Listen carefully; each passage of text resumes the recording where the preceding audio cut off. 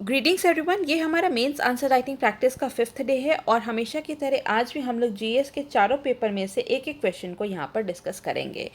लेकिन हम लेक्चर शुरू करने के पहले आपको बता दें कि यह वीडियो आप study for civil services channel पर देख रहे हैं और आप चाहें तो हमारे पेड कोर्सेज भी ज्वाइन कर सकते हैं। अगर आप यूपीएससी, यूपीपीएससी, एमपीपीएससी या बीपीएससी के लिए प्रिपेयर कर रहे हैं तो आप हमारे पेड कोर्सेज जरूर से ज्वाइन कर लें। इसमें आपको सभी के सभी पीडीएफ दे दी जाएंगी, इसमें पर्सनल गाइडेंस दी जाती है और हमारे जो रेगुलर टेस्ट होते हैं उससे आप अपनी परफॉर्मेंस को भी घर बैठे इवैल्यूएट कर सकते हैं। और किसी भी अधिक जानकारी के लिए स्क्रीन पर दिए गए इन नंबरों पर आप कॉन्टैक्ट कर सकते हैं। तो चलिए अब हम आज के क्वेश्चंस को शुरू करेंगे और सबसे पहला जो हमारा क्वेश्चन है वो क्वेश्चन है पेपर नंबर 1 से और क्वेश्चन है what do you understand by coral bleaching, also assess the impact of global warming on the coral life system. मतलब कि कोरल ब्लीचिंग या प्रवाल विरंजन से आप क्या समझते हैं और प्रवाल जीवन प्रणाली पर ग्लोबल वार्मिंग या फिर हम कह सकते हैं वैश्विक तापन के प्रभाव का भी आकलन करें। तो इसमें सबसे पहले हम समझेंगे कि कोरल्स होते क्या हैं। तो कोरल्स होते हैं बहुत ही माइक्रो ऑर्गेनिजम्स होते हैं, ठीक है। मतलब कि ये जो है लिविंग ऑर्गेनिजम्स हैं, ये लिविंग ऑर्गेनिजम्स हैं और इनको हम कहते हैं पॉलिप्स। और ये जो पॉलिप्स है या फिर ये जो लिविंग ऑर्गेनिजम्स हैं इनके टिश्यूज़ में कुछ एल्गेज रहती हैं और जिनको हम कहते हैं ज़ूज़ेंथिले, ठीक है। ये नाम या आप लोग ज़रूर से याद रखिएगा कि उनको हम कहते हैं ज़ूज़ेंथिले। और ये जो कोरल्स होते हैं और ये जो एल्गे है ज़ूज़ेंथिले, इनके बीच में म्यूचुअल रिलेशनशिप होता है या फिर हम कह सकते हैं सिम्बायोटिक रिलेशनशिप होता है, ठीक है। ये सहजीवी होते हैं और सहजीवी शैवाल होते हैं इनके। ये जितने भी जो भी शैवाल है ज़ूज़ेंथिले, ये पॉलिप्स के जो हैं ये सहजीवी शैवाल होते हैं। इन दोनों के बीच में म्यूचुअल रिलेशनशिप होता है। जो जितने भी जो ये जो शैवाल हैं या फिर हम कह सकते हैं ज़ूज़ेंथिले हैं, ये जो उन पॉलिप्स के जो टिश्यू हैं या उत्तक जो हम कहते हैं, जिनको हम उत्तक कहते हैं या टिश्यू कहते हैं, उन उसमें रहते हैं ये एल्गेस। और ये जो एल्गेस हैं ये इन माइक्रो ऑर्गेनिज्म को या हम कह सकते हैं कोरल्स को जो है वो न्यूट्रिएंट प्रदान करते हैं।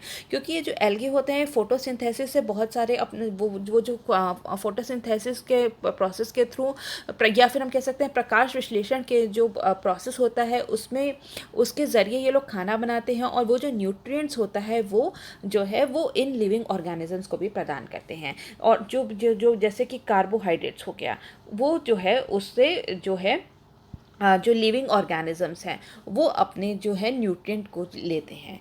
इसी तरह इन दोनों के बीच में हम देखते हैं कि इन दोनों के बीच में कौन सा सिम्बायोटिक रिलेशनशिप है। लेकिन तो हमने बात कर ली ये कोरल की क्या होता है, ठीक है। अब हम एक बात करेंगे कि ब्लीचिंग की। तो ब्लीचिंग क्या होता है? ब्लीचिंग का मतलब होता है कि रंग फीका पड़ जाना या फिर सफ़ेद या फिर कोई चीज़ जो है वो जब सफ़ेद रंग की हो जाती है तो हम उसको क्या कहते हैं? ब्लीचिंग।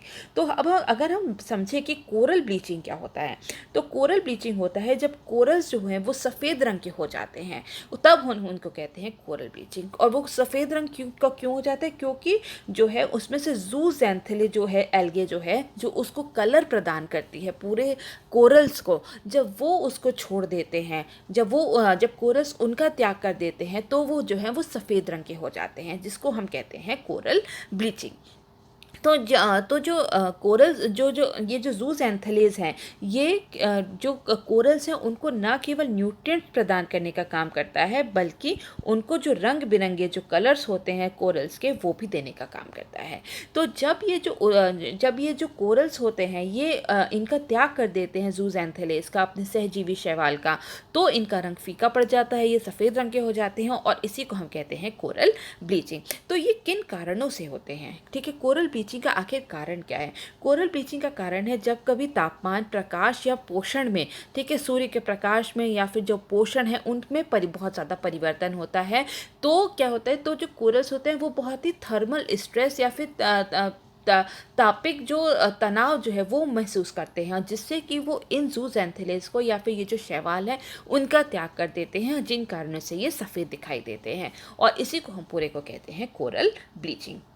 तो अब हम जानेंगे कि आखिर कोरल रीफ्स, ठीक है, कोरल रीफ्स क्या होता है। पहले अब हम एक बार उस पर भी बात कर लेंगे। कोरल रीफ्स क्या होते हैं। कोरल्स जो होते हैं वो एक माइक्रो ऑर्गेनिज्म होते हैं, जैसे कि हमने बात की, ठीक है। तो जब ये मर जाते हैं तो ये अपना जो पूरा खोल है वो छोड़ देते हैं और इसी के ऊपर दूसरा कोरल, और फिर इसके जब ये मर जाता है तो फिर इसके ऊपर एक और एक और एक और एक और, ऐसे जब, और ये कई सौ साल का, ये हज़ारों साल का जो प्रोसेस होता है, इसमें जो है वो पूरा एक रीफ बन जाता है, तो उसको हम कहते हैं कोरल रीफ। तो कोरल रीफ की आइडियल कंडीशन क्या है, वो कौन सी कंडीशन में है जो वो जीवित रहते हैं, ठीक है। तो अब हम उसकी बात करेंगे तो वो है सनलाइट पे। सनलाइट बहुत ज़रूरी है, सूरज की रोशनी, क्योंकि जो उसमें जूज़ैंथेलेज हैं उनके थ्रू, ये फोटोसिंथेसिस के थ्रू ये वो हैं अपने जो है न्यूट्रिएंट्स को लेते हैं, तो इसलिए जो है सूर्य का प्रकाश होना बहुत ही ज़्यादा ज़रूरी है। सॉल्टी वाटर, ठीक है, सॉल्टी और नमकीन पानी होना चाहिए, वो भी कितना, 32 से लेकर 42 भाग प्रति हज़ार में। साफ़ पानी, ये साफ़ पानी में जो है कोरल्स रहते हैं। वार्म वाटर होना चाहिए, 23 से 29 डिग्री सेल्सियस के बीच का पानी इनके लिए बहुत ही आइडियल कंडीशन है, जिसमें कि वो सर्वाइव कर सकते हैं। इसके बाद स्टेबल क्लाइमेटिक कंडीशन, स्थिर जलवायु स्थिति होनी चाहिए। ये नहीं कि आज ठंडी है कल गर्म है, या फिर बहुत ज़्यादा ठंड या बहुत ज़्यादा गर्म में वो जो है कोरल्स जो है वो नहीं रह पाते हैं। इसके बाद पॉल्यूशन नहीं होना चाहिए, ठीक है, प्रदूषण का ना होना भी इनके लिए आइडियल कंडीशन है, जिसमें वो सर्वाइव करते हैं या फिर वो जीवित रहते हैं। तो ये हमने कुछ बात की है कोरल रीफ्स की, जिसमें कि वो सर्वाइव करते हैं। तो अब हम क्वेश्चन के अगले भाग पे आएंगे, जो कि है impact of global warming on coral life, कि वैश्विक तापन से कोरल लाइफ पे या फिर कोरल या फिर हम कह सकते हैं मूंगा प्रणाली तंत्र पे, मूंगा जीवन तंत्र पर क्या प्रभाव पड़ता है। तो अगर हम बात करें तो कोरल ब्लीचिंग कोरल ब्लीचिंग से जो है बहुत सारे कोरल्स जो है उनकी मृत्यु हो जाती है, वो मर जाते हैं, ठीक है। जैसे कि हमने देखा था कि सन 2016-2017 में ग्रेट बैरियर रीफ में ब्लीचिंग के कारण लगभग 50% कोरल जो है वो मारे गए थे। तो जब ग्लोबल वार्मिंग होती है, ठीक है, तो क्या होता है कि जो तापमान जो है वो बहुत ज़्यादा बढ़ता है। जब तापमान बढ़ता है तो फोटोसिंथेसिस के तो जो कोरल्स होते हैं, ठीक है, कोरल्स जो होते हैं वो बहुत ही ज़्यादा थर्मल स्ट्रेस को महसूस करते हैं, जिसके ज़रिए जो हमने बात की कि वो जूज़ैंथेले का त्याग कर देते हैं, और जिसके कारण उनकी भी मृत्यु हो जाती है, क्योंकि उनको न्यूट्रिएंट्स की बहुत ज़्यादा कमी हो जाती है, जिसके कारण उनकी जो है वो मृत्यु हो जाती है, जिससे कि हमें लॉस देखने को मिलता है, उनकी डेथ देखने को मिलता है कोरल्स की। तो कोरल ब्लीचिंग के लिए या फिर हम कह सकते हैं ग्लोबल वार्मिंग का कोरल लाइफ पे ये असर पड़ता है कि उनकी जो है वो मृत्यु हो जाती है, इनका लॉस बहुत ज़्यादा होता है। नेक्स्ट अगर हम बात करें तो डिक्रीज्ड ग्रोथ रेट, प्रवाल के विकास दर में कमी आती है, क्योंकि जब बहुत सारे जो एल्गेज हैं या जो उनको अभी तक खाना प्रदान कर रहे थे, न्यूट्रिएंट्स पोषण दे रहे थे, वो अब जब उनके पास नहीं है तो उनकी जो विकास दर है उसमें भी बहुत ज़्यादा कमी आएगी, क्योंकि अब वो बढ़ेंगे ही नहीं, तो उनके विकास दर में बहुत ज़्यादा कमी आती है। नेक्स्ट अगर हम देखें तो इंक्रीज ससेप्टेबिलिटी टू डिसीजेस, रोगों के प्रति संवेदनशीलता में वृद्धि होती है। क्यों? क्योंकि जब पानी जो है वो थोड़ा गर्म होता है तो बहुत सारे उसमें जो है बैक्टीरियाज जो हैं वो पनपने लगते हैं, जो कि उनमें जो बहुत सारे डिजीज़ेस को जो बहुत सारे रोगों को उनमें पैदा करते हैं। तो इसलिए जो है ग्लोबल वार्मिंग से इनमें हमने डिसीज़ेस को भी बहुत ज़्यादा देखा है कि उनको रोगों के प्रति उनकी संवेदनशीलता बहुत ही ज़्यादा बढ़ जाती है। इसके बाद हम देखेंगे reduce rate of calcification. Reduce rate of calcification को हम कह सकते हैं ओशियनिक एसिडिफिकेशन भी, ठीक है, ओशियनिक एसिडिफिकेशन। क्यों? जब कार्बन डाइऑक्साइड बहुत ज़्यादा होता है, ठीक है, तो जब समुद्र में कार्बन डाइऑक्साइड बहुत ज़्यादा होता है तो वो पानी के साथ मिलके वहाँ पर क्या बनाता है, कार्बोनिक एसिड बनाता है। तो फिर जो पीएच लेवल जो होता है पूरे ओशियनिक वाटर का, वो बहुत कम होता है, जो कि कोरल्स के लिए बहुत ही नुकसानदेह है, और वो उसके ज़रिए जो उनका जो कोरल रीफ जो है वो किसके बने होते हैं, ठीक है, वो बने होते हैं कैल्शियम कार्बोनेट के। तो जब पीएच लेवल कम होता है तो जो कैल्शियम कार्बोनेट होता है वो बहुत ही वीक हो जाता है, तो जो उनका स्केलेटन जो पूरा है वो बहुत ही ज़्यादा वीक होता है। तो इसलिए हम कह सकते हैं कैल्सिफिकेशन की दर में कमी होती है, जिससे कि उनका जो कंकाल है वो बहुत ही कमज़ोर होता है, वो उतना ठोस नहीं हो पाता, जो कि कोरल रीफ्स को बनाने में मदद करता है। तो हम देखते हैं कि ओशियनिक एसिडिफिकेशन की वजह से जो है कैल्सिफिकेशन के दर में बहुत ज़्यादा कमी आती है। इसके बाद हम देखेंगे change in the composition of minerals in the ocean. समुद्र में खनिजों की संरचना में परिवर्तन होता है। जैसे कि हम लोग जानते हैं कि जब भी पानी गर्म होता है, उसके तापमान जब अगर बढ़ता है तो उसमें कई सारे जो मिनरल्स जो उसमें घुले होते हैं उनके कॉम्पोजिशन में बहुत सारे चेंजेस आते हैं, जैसे कि मैग्नीशियम हो गया, पोटेशियम हो गया, ठीक है। तो इन सब के जो कॉम्पोजिशन है उसमें बहुत ज़्यादा बदलाव आता है, जो कि कोरल्स के लिए अच्छा नहीं है और वो उससे बहुत ज़्यादा तनाव महसूस करते हैं। और अंत में क्या होता है, हम देखते हैं कि जो कोरल्स हैं उनका बहुत ही ज़्यादा हमें लॉस देखने को मिलता है। तो इनके लिए कुछ जैसे कि हमने बात की थी कि स्टेबल कंडीशन होनी चाहिए, जो हमने पीछे बात की थी। तो ज़रा से भी अगर हम कोई मिनरल्स में चेंज हो रहा है, उनके पोषण में चेंज हो रहा है, सूर्य के प्रकाश में चेंज हो रहा है, तापमान में चेंज हो रहा है, तो उनके जो है वो लाइफ पे बहुत ही ज़्यादा खतरा है। इसके बाद हम देखेंगे इंक्रीज इन न्यूट्रिएंट्स, ठीक है। इंक्रीज इन न्यूट्रिएंट्स ये क्यों होता है, जब भी ग्लोबल वार्मिंग होती है तो फिर क्या होता है, फोटोसिंथेसिस का जो प्रोसेस होता है वो बहुत ही ज़्यादा होता है। तो जब ज़्यादा खाना बनने लगेगा तो ऐसे बहुत से ऑर्गेनिजम्स जो हैं जो बहुत ज़्यादा compete करेंगे, आपस में प्रतिद्वंदी होते हैं, तो फिर उसकी वजह से जो है न्यूट्रिएंट्स की जो है कमी जो है वो कोरल्स के अंदर जो है न्यूट्रिएंट्स की कमी होती है, क्योंकि आपस में ही लोग बहुत ज़्यादा कॉम्पीट कर रहे हैं, तो जिसकी वजह से हमें कोरल्स का लॉस देखने को मिलता है। इसके बाद हम देखते हैं एल्गल बूम, ठीक है, या फिर हम कह सकते हैं शैवाल का जो बहुत ज़्यादा उनकी मात्रा में बहुत ज़्यादा इजाफा होता है, बढ़ोतरी होती है, या फिर उनको बहुत ज़्यादा फलते हैं, क्योंकि जब फोटोसिंथेसिस के प्रोसेस बहुत ज़्यादा होता है तो शैवाल जो है, एल्गेस जो है वो बहुत ज़्यादा ग्रो करती हैं।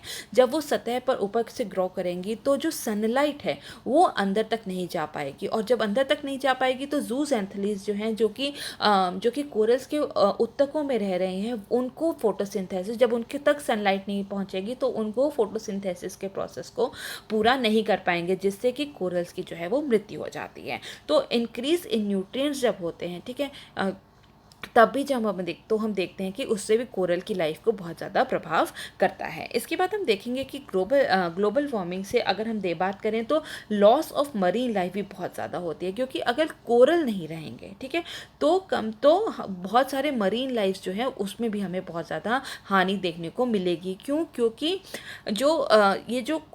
जब ये मर जाते हैं तो ये खोल सा बना लेते हैं, उसमें बहुत सारे जो है फिश रहती हैं, स्टार फिश रहती हैं, बहुत तरह की एल्गेज हैं, प्लांट्स हैं, ये सब जो मरीन प्लांट्स हैं वो सब भी रहते हैं। तो जब कोरल्स ही नहीं रहेंगे तो इसमें जो है उनमें जो मरीन लाइफ है या फिर जो समुद्री जीवन है उसमें भी बहुत ज़्यादा हमें हानि देखने को मिलेगी।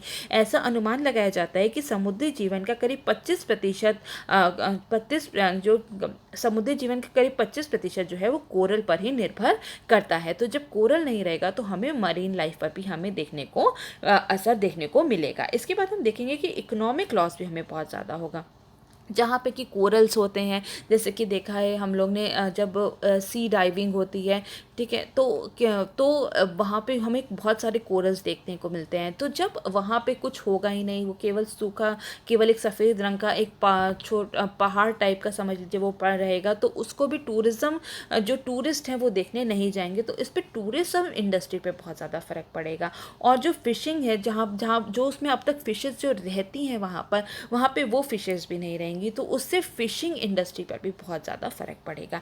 ऐसा अनुमान लगाया जाता है कि प्रवाल भित्तियों से प्राप्त पर्यटन और मछली पकड़ने का अनुमान हर साल का कितना है, $375 बिलियन है। प्रवाल भित्ति होता है कोरल रीफ्स, ठीक है। तो हमें टूरिज्म इंडस्ट्री और फिशिंग इंडस्ट्री पे भी इसका नकारात्मक प्रभाव देखने को मिलेगा। इसके बाद हम देखेंगे कि island communities will be at risk. द्वीप समुदायों के लिए बहुत ही ज़्यादा खतरा है। क्यों? क्योंकि जितने भी ये कोरल रीफ्स होते हैं ये एक बैरियर की तरह काम करते हैं। बैरियर किसका है? जो समुद्रों की लहरें हैं या फिर अपरदन है या इरोजन जो है, अपरदन या फिर इरोजन है, या फिर हम कह सकते हैं कि जो उष्णकटिबंधीय तूफान है, ट्रॉपिकल स्टॉर्म्स है, उनके लिए एक बैरियर की तरह काम करता है। लेकिन जब वहाँ पे कोरल रीफ्स होंगे ही नहीं तो ये जो बैरियर है ये नहीं रहेगा, तो हमें ट्रॉपिकल स्टॉर्म्स या फिर हम कह सकते हैं समुद्री लहरों से भी खतरा है। इसके अलावा हम देखते हैं कि ये जो कोरल्स हैं ये और भी बहुत सके हमें जो है इम्पोर्टेंस इनकी और भी बहुत ज़्यादा है। क्यों? क्योंकि ये इनकी बहुत सी ज़्यादा मेडिसिनल प्रॉपर्टी प्रॉपर्टीज़ होती है, ठीक है, मेडिसिनल प्रॉपर्टीज़ होती है टूरिज़्म इंडस्ट्री के लिए। और बहुत सारे तो लोग जो हैं वो इन्हीं चीज़ों पर जो है वो अपने लाइवलीहुड के लिए इसी पर डिपेंडेंट है, ठीक है, जैसे टूरिज़्म से जो टूरिज़्म पर जो डिपेंडेंट हो गए, तो हमें यहाँ पर भी बहुत ज़्यादा इन सब चीज़ों पे भी हानि देखने को मिलेगी। तो ये हमने पूरी बात कर ली कि क्या क्या इम्पैक्ट होंगे ग्लोबल वार्मिंग के कोरल लाइफ पे। लेकिन जब अगर आंसर्स के में अगर आप जब भी कोई आंसर लिखते हैं उसमें कोई आप फैक्ट लिख देते हैं या फिर कुछ स्टैटिस्टिक्स या फिर आंकड़े दे देते हैं, तो आपके जो आंसर्स होते हैं उसको और भी ज़्यादा नंबर मिलने के चांसेस होते हैं। तो यहाँ पर हम कुछ फैक्ट्स की बात करेंगे इसके बाद। तो सबसे पहले अगर हम बात करें तो कोरल रीफ्स जो हैं वो ग्लोबल वार्मिंग के साथ डिक्लाइन होंगे। ऐसा माना जा रहा है कि अगर 1.5 डिग्री सेल्सियस, ठीक है, 1.5 डिग्री सेल्सियस अगर तापमान में वृद्धि होती है तो इससे हमें कितना कोरल का लॉस होगा, कोरल रीफ का, वो 70 से 90% तक का होगा। यही अगर 2 डिग्री अगर टेम्परेचर इंक्रीज होता है तो करीब 99% या फिर ऑलमोस्ट जो है सारे के सारे हमें कोरल्स जो हैं, कोरल रीफ्स जो हैं उसकी हानि देखने को मिलेगी। इसके बाद अगर हम देखते हैं कि एक सर्वे में ये बताया गया है कि राइज ओशियन टेम्परेचर के बढ़ने से और ठीक है, ओशियन टेम्परेचर के बढ़ने से, क्योंकि वैश्विक तापमान की वजह से, ठीक है, प्लस लोकलाइज थ्रेट्स, वहाँ के जो लोकल एरिया के जो अपने खुद के जो थ्रेट्स हैं उसको मिला के करीब 30 वर्षों में 50% कोरल का नुकसान हमें देखने को मिला है। और अगर हम बात करें इंडिया में तो लक्षद्वीप में 40% जो कोरल रीफ कवर है वो हमें उसमें हमें बहुत ज़्यादा हानि देखने को मिली है पिछले 18 सालों में। इसके बाद अगर हम यूनेस्को की बात करें, यूनेस्को ने कहा है कि अगर इसी तरह से तापमान जो है वो बढ़ता रहा तो इस सदी के अंत में जितने भी 29 वर्ल्ड हेरिटेज साइट्स हैं जहाँ पे कि कोरल रीफ से जो रिलेटेड हैं वहाँ पे हमें कोई भी कोरल देखने को नहीं मिलेगा। तो ज़रूरी है कि हम लोग कोरल रीफ को बचाने के लिए बहुत ज़्यादा उपाय करें। कोरल रीफ जो हैं यहाँ पे सबसे अधिक बायोडाइवर्सिटी हमें देखने को मिलती है, ठीक है, तो ये बहुत ही इम्पोर्टेंस रखता है। जैसे कि हमने पीछे बात की, बहुत ज़्यादा इम्पोर्टेंस है टूरिज़्म इंडस्ट्री के लिए, मेडिसिनल प्रॉपर्टी है और बहुत सारी चीज़ें हैं इसमें, टूरिज़्म इंडस्ट्री है, तो फ़िशिंग के लिए बहुत ज़्यादा इम्पोर्टेंस है। तो हम देखते हैं कि ये बहुत ज़्यादा इम्पोर्टेंट है, तो इनको बचाए रखना बहुत ही ज़्यादा ज़रूरी है। तो हमें ज़रूरी है कि हम क्या करें इसके लिए, हम जो है टेम्परेचर इंक्रीज़ होने से जो है टेम्परेचर को इंक्रीज़ ना होने दें, ग्लोबल वार्मिंग जो है उसको कंट्रोल करें। इसके साथ साथ ज़रूरी है कि जो हम पॉल्यूशन के लेवल को भी कम करें, क्योंकि पॉल्यूशन का जो लेवल है, अगर सॉइल पॉल्यूशन है, वाटर पॉल्यूशन है, वो अंत में कहाँ जा रहा है, वो ओशंस में जा रहा है, तो जिसके कारण से जो है कोरल लाइफ पे बहुत ज़्यादा फ़र्क पड़ता है। ज़रूरी है कि हम लोग क्या कहते हैं फर्टिलाइज़र्स का कम यूज़ करें, पेस्टिसाइड्स मतलब कि कीटनाशक का कम यूज़ करें, वीडीसाइड्स या फिर हम कह सकते हैं खरपतवार जो है उनका कम से कम यूज़ करें, ताकि वो जो है वो बह के वापस से ओशन में ना जाए। और जो कि हमने देखा है कि जो पॉल्यूशन है, जो कोरल्स के जो पनपने के लिए आइडियल कंडीशन क्या है, वहाँ पे पॉल्यूशन नहीं होना चाहिए। तो क्योंकि अगर पॉल्यूशन हुआ तो वहाँ पे वो कोरल रीफ्स नहीं पनप पाएंगे। तो इसलिए ज़रूरी है कि हम बहुत सारे जो हैं ऐसे स्टेप्स उठाएं, कुछ एनजीओज़ को हम लोग इन्वॉल्व करें, वहाँ के लोगों को और ज़्यादा जागरूक करें, उनको बताएं कि वहाँ पर कि कोरल्स की क्या महत्व है, ये सब बताना बहुत ही ज़रूरी है ताकि हम कोरल लाइफ को बचा सकें। टूरिज़्म इंडस्ट्री पे बहुत ज़्यादा ज़रूरी है कि हम जो वहाँ पे डाइवर्स हैं या फिर स्पीड बोट्स हैं हम उनको बहुत ज़्यादा कंट्रोल करें, ताकि जो भी कोरल लाइफ है हम उसको बचा सकें। तो ये हमने पूरी बात कर ली है पहले क्वेश्चन की, जो कि था कोरल ब्लीचिंग से रिलेटेड। ठीक है, अब हम लोग नेक्स्ट क्वेश्चन की बात करेंगे और जो कि है पेपर नंबर 2 से। तो हमारा जो नेक्स्ट क्वेश्चन है वो पेपर नंबर 2 से है और क्वेश्चन है analyse the role of WHO मतलब world health organisation in promoting public health across the globe. दुनिया भर में सार्वजनिक स्वास्थ्य को बढ़ावा देने में WHO की भूमिका का विश्लेषण करें। मतलब कि विश्व स्वास्थ्य संगठन का हमें पूरा रोल जो है सार्वजनिक स्वास्थ्य के एरिया में हमें डिस्कस करना है। तो अगर हम देखें तो डब्ल्यूएचओ है क्या? डब्ल्यूएचओ जो है ये एक यूनाइटेड नेशन की स्पेशलाइज्ड एजेंसी है जो कि इंटरनेशनल पब्लिक हेल्थ से रिलेटेड है। मतलब कि जो कि लोगों को देखती है कि लोगों की हेल्थ को कैसे अच्छा रखना है, उसको कैसे प्रमोट करना है। जो इसकी जो स्थापना हुई थी वो 7 अप्रैल 1948 को हुई थी और तब इसीलिए 7 अप्रैल को वर्ल्ड हेल्थ डे या विश्व स्वास्थ्य डे के रूप में मनाया जाता है। इसका जो हेडक्वार्टर या फिर हम कह सकते हैं मुख्यालय जो है वो स्विट्ज़रलैंड जेनेवा में है। ठीक है। और इसमें कुल 194 मेंबर स्टेट्स हैं। ठीक है। और ये जितने ये और डब्ल्यूएचओ काम क्या करता है, ये स्वास्थ्य संबंधी समस्याओं एवं पर आपसी सहयोग एवं मानक विकसित करने की संस्था है। तो ये इस एरिया में यहाँ पे काम करता है। ठीक है। तो इसके बाद हम बात करें करेंगे कि डब्ल्यूएचओ के आखिर क्या क्या मुख्य कार्य हैं। तो जैसा कि हमने बात की कि स्वास्थ्य संबंधी जितनी भी समस्याएं होती हैं उस पे जो भी जितने भी देश हैं उस उनकी सहभागिता को सुनिश्चित करता है और उनसे आपसी सहयोग की उम्मीद करता है डब्ल्यूएचओ हर तरीके से, ह्यूमन रिसोर्स के थ्रू या फिर हम कह सकते हैं फाइनेंशियल असिस्टेंस के थ्रू भी। तो क्योंकि डब्ल्यूएचओ का जितना भी जो फाइनेंस वो उसका फंडिंग कहाँ से होती है, उसको डिफरेंट जो कंट्रीज़ होती हैं वो उसको फंड करती हैं। साथ में बहुत सारे जो बड़े बड़े जो एनजीओज़ हैं जैसे मेलिंडा गेट्स फाउंडेशन है, ये सब उसको वित्त पोषित करती हैं। तो इन लोग का आपसी सहयोग जो है उसको सुनिश्चित करता है और साथ साथ में बहुत सारे स्टैंडर्ड्स जो हैं उसको विकसित करता है।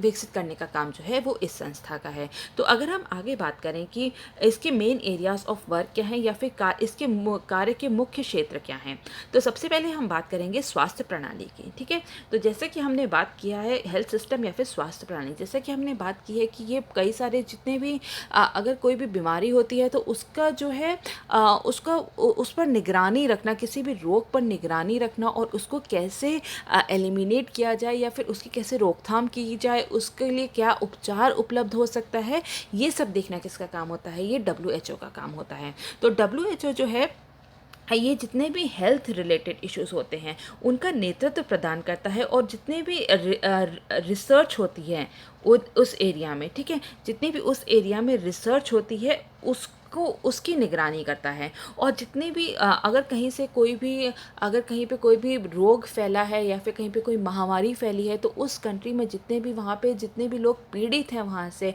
उनके सारे जितने भी डेटाज होता है उसको कलेक्ट करता है, उसकी निगरानी करता है और उसका मूल्यांकन करता है कि इसकी रोकथाम कैसे की जाए, इसका उपचार क्या हो सकता है। तो ये सब काम किसका है? ये सब काम डब्ल्यूएचओ का है। ठीक है। वो जितनी भी कंट्रीज़ होती हैं उनको टेक्निकल हेल्प भी देता है और साथ साथ जो ये बहुत सारे जो हेल्थ रिलेटेड इशू हैं उनसे संबंधी जो है कई सारे जो मानदंड हैं और बहुत सारे स्टैंडर्ड्स जो हैं उसको भी निर्धारित करता है। जितने भी रोग हैं, डिसीज़ेज़ हैं, कहीं महामारी कोई फैली है तो उन सब से के रिलेटेड जो है वो स्टैंडर्ड जो है वो निर्धारित करता है और क्या कहते हैं, और जितने भी उपचार हैं, टेक्निकल असिस्टेंस है कंट्रीज़ को, वो भी उपलब्ध कराता है। तो अगर हम बात करें तो मेन एरियाज ऑफ वर्क कहाँ कहाँ डब्ल्यूएचओ ने काम किया है, तो हम देखते हैं कि जो कम्युनिकेबल डिसीज़ेज़ हैं जैसे कि एचआईवी है, इन्फ्लुएंज़ा है, इस एरिया में उसने बहुत ज़्यादा काम किया है। और साथ में अगर हम देखते हैं गैर संक्रामक रोग जो है, कैंसर है, हृदय विकार है, मतलब कि हार्ट डिसऑर्डर्स हैं, इस क्षेत्र में जो है डब्ल्यूएचओ ने बहुत काम किया है। और इससे हम देखते हैं कि जितने भी जो हेल्थ रिलेटेड प्रॉब्लम्स जो है वो हमने पिछले कुछ सालों में देखा है कि वो बहुत ज़्यादा उसमें हमने कमी देखने को मिलता है। जितने भी कोई भी अगर रोग होता है तो उसकी तैयारी, उससे निपटने के लिए कैसे तैयारी करना है, आगे के लिए क्या रणनीति होनी चाहिए, उसकी निगरानी करना, उसके लिए क्या प्रतिक्रिया होनी चाहिए, क्या उपचार उपलब्ध हो सकते हैं, वैक्सीन्स कैसे बनेंगी, तो ये सारा काम जो होता है ये कौन देखता है? ये देखता है वर्ल्ड हेल्थ ऑर्गेनाइजेशन। ठीक है। माँ और बच्चे की देखभाल के उसमें भी इसने डब्ल्यूएचओ ने बहुत सारा काम किया है। इसने मतलब जो कि कैंपेन चल रहा है कि 6 महीने तक किसी भी नवजात शिशु को जो है उसको ब्रेस्ट फीडिंग करानी चाहिए। तो ये सब कैंपेन किसका है? ये सब डब्ल्यूएचओ का कैंपेन है जो कि कई सारी जो कंट्रीज़ हैं वो अडॉप्ट की हैं। और उसके बाद हमने देखा है कि इंडिया में भी क्या पूरे वर्ल्ड में जो है इन्फेंट मोर्टेलिटी रेट और मैटरनल मोर्टेलिटी रेट, मतलब कि मातृ मृत्यु दर और शिशु मृत्यु दर में काफ़ी कमी हमें देखने को मिलती है। ये जो WHO है, ठीक है, ये बहुत सारे जो प्लान्स होता है वो फॉर्मुलेट करता है, और जो जो और हर कंट्री की जो पर्टिकुलर कंट्री होती है, हर कंट्री का जो फैमिली एंड वेलफेयर मिनिस्ट्री होती है, वो नोडल एजेंसी होती है उसको इम्प्लीमेंट करने की, ठीक है। तो जैसे कि हमने बहुत सारे, जैसे इंडिया में भी कैंपेन्स देखे हैं, वो सब कौन इम्प्लीमेंट करता है, वो यहाँ पे हेल्थ मिनिस्ट्री ही इम्प्लीमेंट करती है। इसके अलावा जो WHO है वो ये भी देखती है कि वायु की गुणवत्ता, खाद्य गुणवत्ता और जल की गुणवत्ता को भी, उनकी भी सुरक्षा को सुनिश्चित करने का काम किसका है, वो WHO का है। जैसे कि हमने कई बार पीछे भी देखा है कि बहुत सारे जो एयर पोल्यूशन, जो कहाँ पे सबसे ज़्यादा पॉल्यूटेड सिटीज़ कौन सी है, उसकी पूरी लिस्ट जो किसने निकाली थी, वो WHO ने निकाली थी। तो इस तरीके से वो वायु की गुणवत्ता, एयर क्वालिटी, वाटर क्वालिटी, इन सब पर भी निगरानी बनाए रखता है। इसके बाद हम देखते हैं कि जो WHO है, ठीक है, उसने सार्वजनिक स्वास्थ्य अभियानों में शुरू से ही वो शामिल रहा है। लेकिन मतलब ठीक है, तो वो जब से WHO बना है 1948 से 1948 से, तब से वो सार्वजनिक स्वास्थ्य के प्रति काम कर रहा है। लेकिन सब पहले ये जो था वो केवल सैनिटरी स्थितियों में ही पैर पर सुधार करने का ही कार्य करता था। पिछले हमने देखा है कि 1951 के बाद से WHO ने बहुत सारे ऐसे रोग हैं जिनके उन्मूलन के लिए काम किया है, जैसे कि पोलियो है, खसरा है, काली खांसी है, ठीक है, polio, measles, whooping cough, tetanus, tuberculosis, diphtheria, small pox. इनके वैक्सीनेशन कैसे बनेंगे, इनके लिए क्या कहते हैं, इनके इम्यूनाइजेशन प्रोग्राम, या फिर हम कह सकते हैं इनके टीकाकरण प्रोग्राम पर भी उसने काफ़ी ज़ोर दिया है, जिससे कि हमें इन सब रोगों के लिए जो है वो अब वैक्सीन्स लगने लगी हैं, टीका लगने लगा है। तो ये सब कार्य किसका था, ये WHO के का कार्य था, और उसी के इंस्ट्रक्शंस पे जो है सब जगह इसको इम्प्लीमेंट किया गया है। इसके बाद अगर हम और देखें तो इसके कहाँ कहाँ इसने बहुत सारा काम किया है, इसको कहाँ कहाँ बहुत ज़्यादा सक्सेस मिली है। तो सक्सेस इसको मिली है स्मॉल पॉक्स के क्षेत्र में, ठीक है। स्मॉल पॉक्स जो है इसमें हमें बहुत ज़्यादा इसको बहुत भारी सक्सेसफुल हमें बहुत भारी सक्सेस देखने को मिलती है। 1977 में, ठीक है, हमने इसको जो है उन्मूलन की घोषणा कर दी थी, और 1977 में आखिरी मामला देखा गया था, और 1980 में WHO ने इसको घोषणा कर दी थी कि इसको पूरी तरीके से एलिमिनेट कर दिया गया है, या फिर हम कह सकते हैं इसका पूरी तरीके से उन्मूलन कर दिया गया है, स्मॉल पॉक्स का या फिर चेचक का। इसके बाद हम बात करेंगे पोलियो की। तो ठीक है, पोलियो जिसको हम पोलियोमिलाइटिस भी कहते हैं, तो इस क्षेत्र में भी WHO ने बहुत ज़्यादा काम किया है, और ये उम्मीद की जा रही है कि जल्दी से जल्दी इसका भी उन्मूलन हो जाएगा। और ये देखा गया है कि भारत और इंडिया और साउथ ईस्ट एशियन रीजन में, ठीक है, पोलियो को मतलब WHO ने इस रीजन को पोलियो फ्री जो है डिक्लेयर कर दिया है 2014 में। मतलब कि यहाँ पर इस 2014 के बाद से एक भी केस देखने को नहीं मिला है 2014 के बाद से, ठीक है। इसके बाद हम देखते हैं ट्यूबरकुलोसिस, जिसको हम यक्ष्मा, TB या फिर तपेदिक भी कहते हैं, ठीक है। इसके उपचार के लिए भी बहुत सारा काम किया है WHO ने, और देखा गया है कि वर्ष 2000 के बाद से वर्ल्ड लेवल पर 53 मिलियन लोगों की जान बचाई गई है, जो कि ट्यूबरकुलोसिस से पीड़ित थे। इसके बाद अगर हम बात करें मलेरिया की, तो पहले हम देखते थे कि मलेरिया से बहुत ज़्यादा लोगों की जान जा रही है, बहुत ज़्यादा मौतें हो रही हैं मलेरिया की वजह से। तो वो WHO है, उसने इस क्षेत्र में भी काम किया, और हम देखते हैं कि वर्ष 2000 से लेकर 2015 के बीच में जो मलेरिया से होने वाली मौत थी, उसमें 60% तक की गिरावट आई है। 60% जो है वो कमी आई है मलेरिया से जो मौत होती थी। इसके बाद अगर हम HIV की बात करें, ठीक है, तो HIV से निपटने के लिए इसने बहुत सारे उपचार बताए हैं, बताए हैं कि क्या क्या हमें प्रिकॉशंस लेने चाहिए, और उसके साथ साथ बहुत सारी जेनेरिक मेडिसिन्स जो हैं उसको भी डेवलप करके उसको भी उपलब्ध कराया है। और हम देखते हैं कि जो HIV से पीड़ित जो थे, उसमें 21 मिलियन लोग हैं, उनको उपचार देने में मदद की है WHO ने, ठीक है। 21 मिलियन लोगों को पीपल को उन्होंने मदद की है HIV के लिए, ठीक है, उनको HIV से ठीक करने के लिए। इसके बाद अगर हम देखें तो WHO का क्या रोल रहा है इबोला और जीका आउटब्रेक में, ठीक है। और इबोला और जीका जो थे, ये भी वायरस ये वायरस के थ्रू होता है, ठीक है, ये भी एक वायरल इन्फेक्शन हम ये कह सकते हैं, ठीक है। तो इसके प्रति भी इसने निगरानी प्रणाली जो है वो विकसित की थी WHO ने, और कई सारे जो देश थे जहाँ पे ये बहुत ज़्यादा महामारी फैली थी, जहाँ जो कि वेस्टर्न अफ्रीका क्षेत्र था, ठीक है, वहाँ पर उन्होंने वहाँ के लोग, वहाँ की कंट्री के लिए उन्होंने पूरी योजना बनाई थी कि इस महामारी से कैसे लड़ा जा सकता है, इसमें कैसे कमी लाई जा सकती है। इसके साथ साथ इसने वहाँ पे जो कम्युनिटी अवेयरनेस का भी काम किया था, कि सामुदायिक जागरूकता बढ़ाने के लिए लोगों को जागरूक किया था कि कैसे इन बीमारियों से बचा जा सकता है। रोग का पता लगाने के इसके क्षेत्र में काम किया गया था। साथ साथ लेबोरेटरी सर्विसेज जो थी वो भी प्रोवाइड कराई गई थी। संक्रमण नियंत्रण, इन्फेक्शन को कैसे कंट्रोल किया जा सके, ये भी काम WHO ने किया था। और लॉजिस्टिक्स पर काम किया था, जितने भी प्रभावित परिवार थे उनको कैसे केयर देनी है, उनके जो अफेक्टेड बच्चे हैं, जहाँ के जो जिनकी इन इन्फेक्शन से जिनकी जान गई थी, वहाँ के जो बच्चे हैं, उनकी फैमिलीज़ हैं, उनको कैसे सपोर्ट करना है, उनकी देखभाल कैसे करनी है, उनकी मदद कैसे करनी है, उस पर भी WHO ने बहुत ज़्यादा काम किया था। और जो लोग मर गए थे, उनकी जो डेड बॉडीज़ थी, उनको कैसे सुरक्षित और गरिमापूर्ण तरीके से जो है दफनाया जा सके, ये भी WHO ने इस पर भी निगरानी की थी, ठीक है।